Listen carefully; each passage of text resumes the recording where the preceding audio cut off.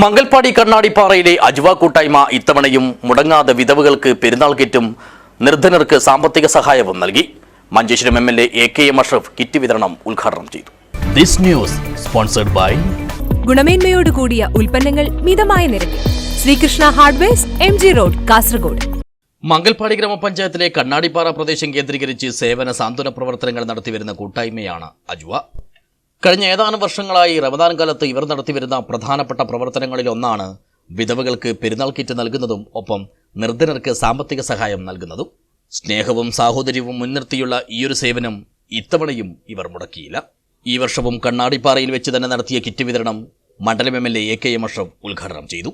കേരളത്തിന്റെ അതിർത്തി പങ്ക് നമ്മുടെ പോലെയുള്ള മേഖലകളിൽ 1970-കൾക്ക് ശേഷം ഗൾഫിന്റെ വാതിലുകൾക്ക് ശേഷം പഴയ ദാരിദ്ര്യവംശങ്ങളും അകന്ന് പല വീടുകളും പല മഹല്ലുകളും ഘട്ടം ഘട്ടമായി സാമ്പത്തികമായി ഉയർച്ചയിലേക്ക് വന്നപ്പോൾ പ്രവാസ ലോകത്ത് നമ്മൾ കമ്മിറ്റികൾ ഉണ്ടാക്കി, നാട്ടിലെ കമ്മിറ്റികൾ ഉണ്ടാക്കി. നമ്മുടെ ഏക ഉദ്ദേശം എന്ന് പറയുന്നത് പ്രയാസപ്പെടുന്ന ആളുകളെ സഹായിക്കുക എന്ന ഉദ്ദേശത്തോടു കൂടി വലിയ ചരിത്രവും സൃഷ്ടിച്ചിട്ടുള്ള ഒരു പാരമ്പര്യം നമ്മുടെ മുമ്പിൽ ഇപ്പോഴുമുണ്ട്.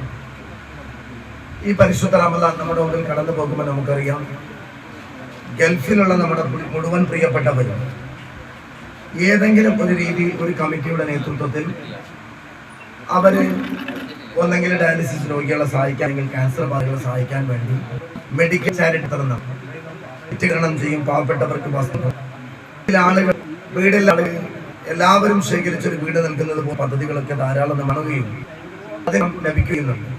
ചടങ്ങിൽ പൂക്കോയത്തങ്ങൾ ആദ്യ കിറ്റ് കൈമാറി. അജ്വ പ്രസിഡന്റ് അലവി മുസ്ലിയാർ അധ്യക്ഷനായി.